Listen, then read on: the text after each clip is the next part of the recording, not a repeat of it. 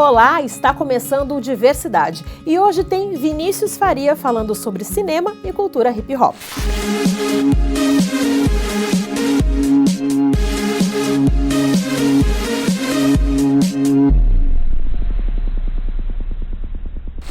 O Vinícius é programador cultural e membro do coletivo Artcine. Atualmente, ele está envolvido na produção de 2 curta-metragens de ficção, Se Foi Maria e Kamehameha. Outro filme do coletivo é o documentário Rap na Pista, dirigido pelo próprio Vinícius. Essa produção mostra um histórico do movimento hip hop na região de Caratinga. O coletivo Artcine foi, primeiro, a gente já era amigos, né? E a gente tinha algo em comum, que era o cinema, né? O Marceleno aí com vários filmes já produzidos, o Leandro também, né? O João Paulo como programador cultural, e a gente já trabalhou muito junto, eu e o João Paulo, inclusive nos Sarais da Palmeiras, né? A gente fez até um viradão cultural junto e sempre a parceria. O Tom também conheci também através do cinema, então eram amigos já, que tinha algo em comum. Então, por que não se fazer um coletivo, então, que a gente pensa as mesmas coisas, as mesmas ideias e tem os mesmos interesses culturais, né? Então a gente criou o Artcine, né? O Artcine, ele começou com a primeira atividade com a Mostra Nacional de Cinema, né? E hoje ele está produzindo curtas-metragens. Foi produzido recentemente, está em fase de edição agora, mas já está todo gravado, que é o curta Se Foi Maria. E agora a gente está gravando o Kamehameha e também gravou um documentário que foi feito aí recentemente também. Como eu trabalho há vários anos com programador cultural, né, e eu conheço alguns raps e eu vejo que tem gerações de raps diferentes, né? A gente tem aqui o Protesto Verbal, que é um dos mais antigos da cidade, que tem quase 30 anos ou 30 anos de existência, né? Que são os vovozinhos do rap, né? E a chamada nova juventude de rap, né? E as vertentes de rap. Isso me despertou uma curiosidade. O que seria vertentes de rap, né? Aí tem um trap, né? Tem o rap, tem outros estilos lá. E cada um tem um tipo de velocidade, algum tipo de temática para ser abordada. E por ter assistido recentemente também um documentário que chama Tudo é Verdade, que é só de documentários, eu falei assim, pô, vamos fazer um documentário dessa galera que existe, né, que existe e que não é invisível, né, as pessoas tentam, né, por ser de movimento underground, não vê muito, mas vão dar visibilidade para essas pessoas e vão fazer um documentário. Então a gente convidou algumas pessoas, né, de Caratinga. Lógico que a extensão de pessoas que trabalham com rap aqui em Caratinga, ela cresceu muito, né, porque o rap ele atinge muito a área periférica da cidade, né?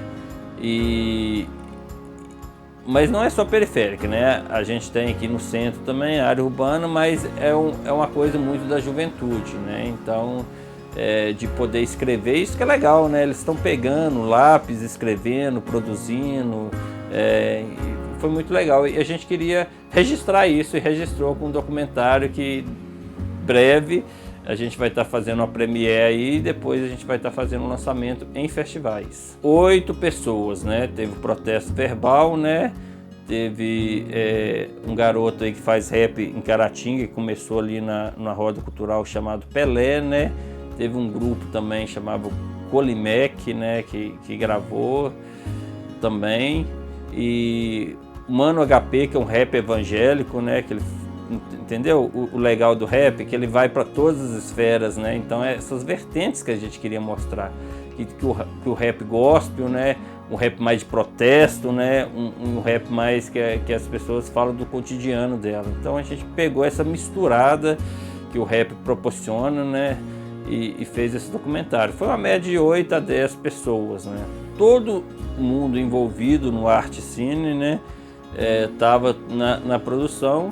E a gente teve também o Thales, né, que não é do coletivo, Thales Sinta, que nos ajudou também nessa parceria aí para poder estar fazendo esse documentário. Foi gravado ali na pista de skate, né, e a gente estava pensando no nome, né, nome é uma coisa talvez uma das coisas mais difíceis de bolar é o nome, né? Talvez se você grava, faz a pergunta, elabora, e agora um nome para isso, né?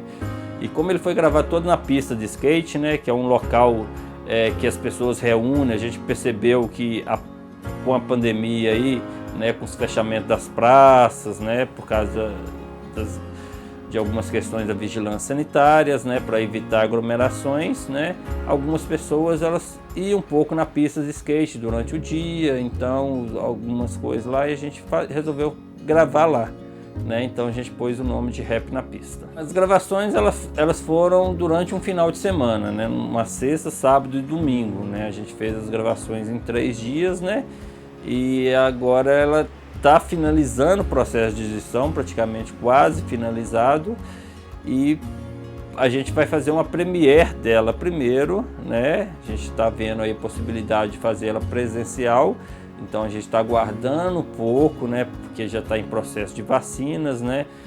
E para que faça ela presencial, porque ela é legal. E por que a premiere, né? Porque a premiere não é um lançamento oficial do filme, para que ele se torne inédito. Porque documentário pede que as produções sejam inéditas, então a gente faz apenas uma premiere com os convidados aí da cidade, aí, dos movimentos de rap aí. Depois do intervalo, tem a segunda parte da nossa conversa com o Vinícius Faria. Fique ligado!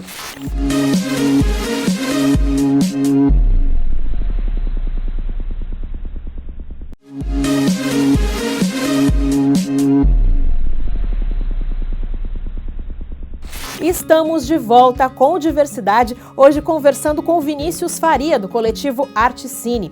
Além da atuação no coletivo, ele é responsável por alguns projetos de popularização do cinema, como o Cineclube Bodega e o Cinema na Comunidade. E por 7 anos foi programador cultural do Casarão das Artes. Então, eu sempre frequentei cinema, né? Eu tive essa oportunidade de estar vindo no Cine Brasil, né? Com meu tio, me trazia aqui também, e eu assistia, né, os Trapalhões, então aquele contato com o cinema desde criança cultivou em mim o desejo de interessar por cinema, né?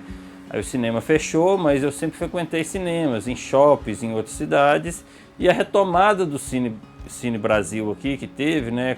A gente veio aí assistir o filme da Olga, né? Os blockbusters Homem-Aranha, nessa retomada do Cine Brasil, de novo o Cine Brasil fechou, né? E a nossa região ficou muito sem a opção das sétimas artes, né? E por gostar de cinema, eu criei um cineclube, né, na cidade de Ubaporanga em 2019, a gente ativou ele em 2010, chamado Cineclube Bodega, né? Isso porque na década de 70, a cidade de Ubaporanga também tinha um cinema, e tinha um curador, né, lá o cuidador do cinema, que o apelido dele era Bodega. Então, em homenagem à Bodega, a gente fez esse cineclube e depois a gente começou a ir para as comunidades e criou o Cinema na Comunidade, que está aí há mais de 10 anos, né? Então, o cineclube ele é diferente do cinema comercial, né? O cinema comercial é chamado de blockbuster, né? Aqueles que é chamado de arrastas quarteirões, que são de bilheteria esgotadas, que ficam em 2 ou 3, 4 semanas em cartaz, né? O cineclube ele pega os filmes mais alternativos, né? Que são filmes produzidos. E se filme foi produzido, ele tem que ser assistido.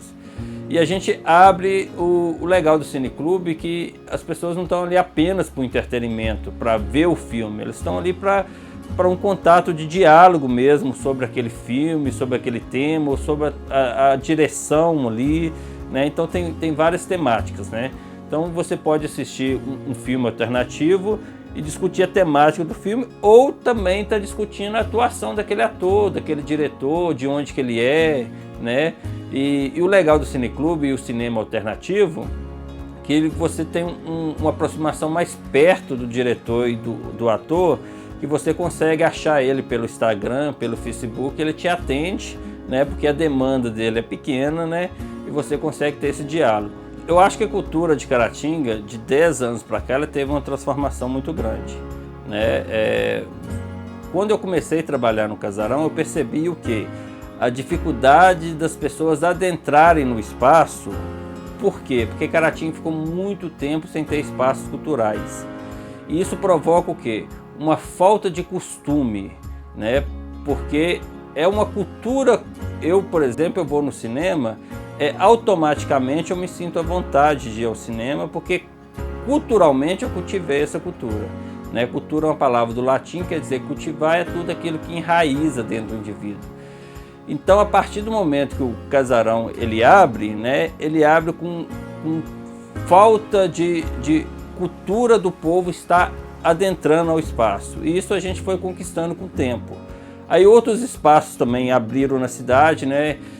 Praticamente no mesmo período, né? Como o Instituto Helena Amaral, o NUDOC e também o Cine Itaúna, que fez que a cultura de Caratinga, o adentrar dentro dos espaços culturais para promover atividades ou para assistir algumas atividades, ela teve mais costume das pessoas. A gente tem os espaços físicos, como a gente falou, né, do Casarão, no DOC, Instituto Casa Meraki, né, mas também a gente tem os espaços mais distantes, né. Então a gente achou que um cinema itinerante indo aos locais criava também a formação do público para que o público se sentisse à vontade e culturalmente se interessasse por cinema ou pela música, né, através desses espaços. Muitas crianças de comunidade acabam vivendo naquela comunidade ali, com a família, e acaba aquela área da comunidade sim, ser a única área deles, né? Eles costumam não descer ao centro, não descer aos espaços.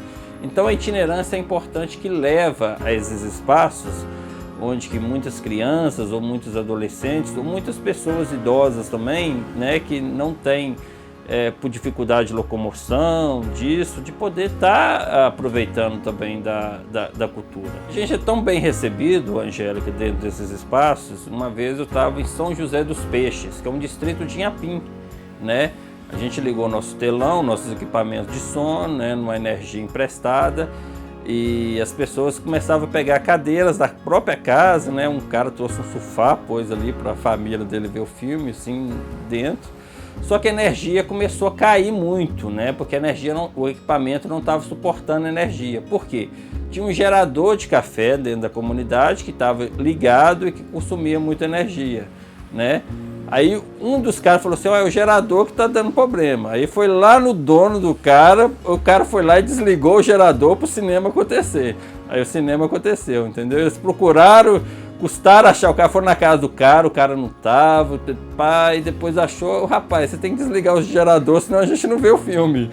Aí foi uma experiência assim, bacana, né? Porque você vê que a vontade também da comunidade estar participando desses eventos e a importância de estar levando isso para as comunidades. Durante essa entrevista, o Vinícius falou também sobre a origem da mostra Olhares do Interior, que o coletivo Articine promoveu no ano passado, e contou que a segunda edição vem aí.